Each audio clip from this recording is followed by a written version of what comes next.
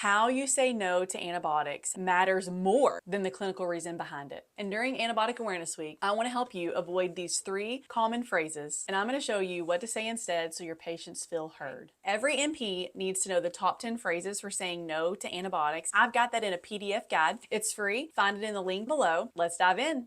All right, mistake number 1, using the phrase, "It's just a virus." There might not be any other phrase that sets a patient off more or causes that instant separation in a room than to say it's just a virus. It slips out when we feel rushed, we feel pressured on time, especially during the peak of sick season when we're seeing respiratory tract infections back to back to back to back. Here's the problem, and it's threefold. First, it minimizes how bad the patient feels. When someone is miserable, achy, tired, congested, hearing "it's just a virus" feels dismissive to them. Viruses can be very serious. They can make us very sick. The unfortunate truth is we can't cure them. Since COVID, I now use that as a part of my conversation. Second, it makes them feel misunderstood. Patients here, "You think I'm overreacting? It wasn't worth my time coming into the office. You don't think this is serious." Or worse, they feel like we're not even acknowledging how sick they are, which leads us to the third point. It doesn't build confidence in you or me as their provider. The truth is they don't want validation for the diagnosis. They want validation that they're sick, they're miserable, and what they're experiencing. So what's a better phrase that we should use instead of "it's just a virus"? I say, your symptoms are actually following the exact pattern of a respiratory virus, which means we know fairly well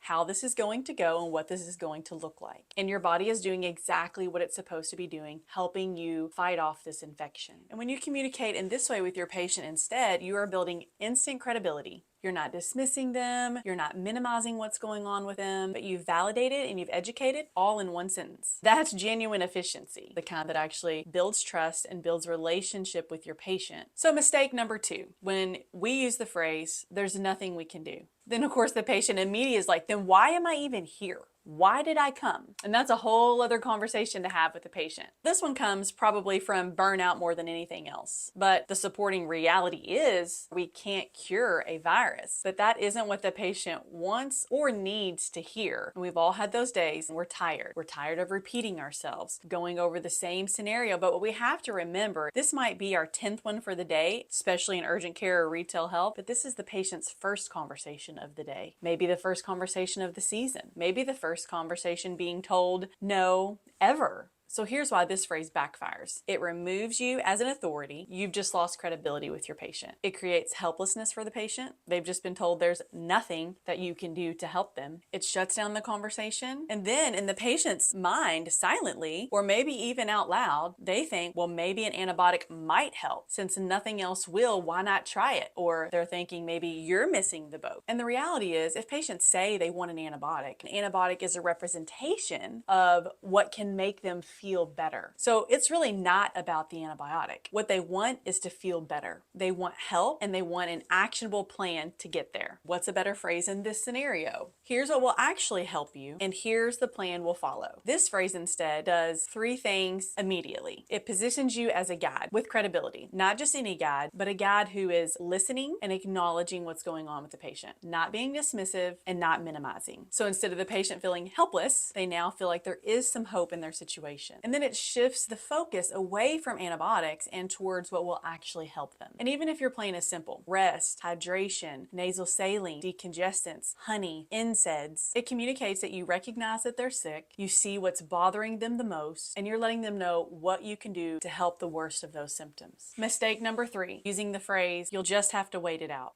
That word "just" is a recurring theme. You just have to let it run its course. And this is said for the same reasons as mistake number 2. Time, which we don't have enough of, being tired, and probably burnout. Sometimes we just sound like a broken record and we wish we could just hit play, sit in silence and rest for a moment and let the patient listen. It's the "I have said this 900 times." But patients hate hearing us say, "It's just, you just." Even if it's their reality, it's the delivery, it's the communication, it's how we say it. And so here's why saying "it's just" or "you'll just have to wait it out" is a mistake. It's vague, It tells them nothing. It honestly sounds cold, dismissive, minimizing. They are concerned about getting back to work. They are concerned about being able to take care of their kiddos at home. They know the to-do list and all the running they need to do. Being told there's nothing that can be done and they just have to wait it out can increase not only frustration but also anxiety for our patient. And when we say it just has to run its course, they don't know what that course looks like. Then they're worried about, what is this course going to look like? They just know they can't keep feeling this way and they don't have time to be sick. That's why they've come to see you. And when a patient doesn't know what to expect or when to expect improvement, anxiety can fill that gap. Maybe they decide to go on to another location, another provider, and your credibility just dropped, especially if that next provider doesn't do the right thing for the respiratory virus. But you do not have to let this transpire. The cure for anxiety is information. The cure for impatience is an expected timeline. So what's a better phrase to use instead? Respiratory viruses last on average 7 to 10 days, and I can tell you exactly what to expect so nothing surprises you. This honestly is the moment in the conversation where the trust can begin to skyrocket. When you can explain what's going to happen before it happens, on the backside, you will instantly become the expert that they can rely on. And respiratory viruses have a predictable trajectory. We know how to educate our patients on what's coming next. We also know how to guide them on what to watch for, like a secondary infection, a true acute otitis media, or a true bacterial sinusitis. If you give them a roadmap and they understand the directions and the path, and they reach the destination by the directions that you told them, they're still satisfied in the end, even though there's no shortcuts like they were hoping for. And when we make the ride a little bit smoother with some practical symptom management, they'll appreciate you and trust you all the more. And when I say practical symptom management, I mean truly taking a moment to pause and focus on what the worst of their symptoms are, what's bothering them the most, because it's not the same for every patient, and then tailoring that. Now listen, these mistakes do not happen because we're careless. Not at all, especially for nurse practitioners, because we were nurses first. Caring is our character, but let's be honest, it's a totally different environment than being at the bedside of a patient as a nurse. When you're in the clinic with back-to-back patients with multiple issues needing attention, we've got patients coming in with strong expectations, often based on misunderstandings, which by the way, may have very well been reinforced by medical practice, having been given antibiotics inappropriately in the past for maybe the same exact symptoms they're seeing you for today. Just remember, you're not failing, you are human. And unfortunately, we work in a system that rewards speed over clarity, especially in primary care. While we can't control the system, the one thing that we can control is how we communicate. And communication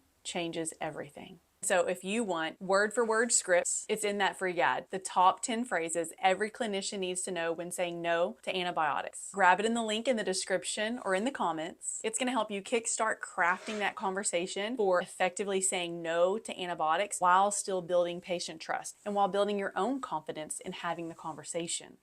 So what's the fix for avoiding these 3 common mistakes? It's really a 3-part framework. Validate, predict, equip. First, always validate your patient. You have to acknowledge how they feel, and you can do so efficiently and quickly. But validation is what opens the door for them to continue listening to you and getting their buy-in on the plan. Second, predict. Tell them what symptoms they will experience as the course progresses. This builds instant clinical authority. And sometimes when you can tell them you know what they've already experienced up to this point, filling in the gaps of their history and their story for them, that's a whole other level of building trust with your patients, and patients love that. So for example, they're day 3, 3.5, and I say, so you started with that sore throat, but you probably didn't wake with it this morning. And they're like, yeah, my sore throat's gone. And they're kind of amazed, like, how did you know that? That's the money spot for building trust. And number 3, equip. Give them tools and resources. This not only builds the confidence, but it also reduces the callbacks. So what type of tools? Tools such as educational handouts or educational videos that are going to deliver helpful, necessary education. Statistically speaking, we only remember 10% of conversations. So when we equip them with handouts or educational videos to further the conversation, that's going to build patient trust and relationship even more. And let's be honest, saving time without missing that is a bonus. this. I'm actually working on a video now that's going to summarize tools and resources to help make this conversation easier and to properly educate our patients. Be sure to subscribe so you don't miss when that's released. And listen, when you get these 3 steps right, your patients walk away feeling validated, cared for, and satisfied even without an antibiotic. And they'll be back because they trust you. So start crafting this conversation today. Grab that free guide that has real-world word-for-word phrases that you can start using now. You really have to practice these conversations so we're not just fumbling through them. We have to have a game plan for what we're going to say and how we're going to say it. And just know you can learn to craft effective clinical conversations with clarity and confidence while building patient trust and building relationship. And if you happen to be looking for a way to have the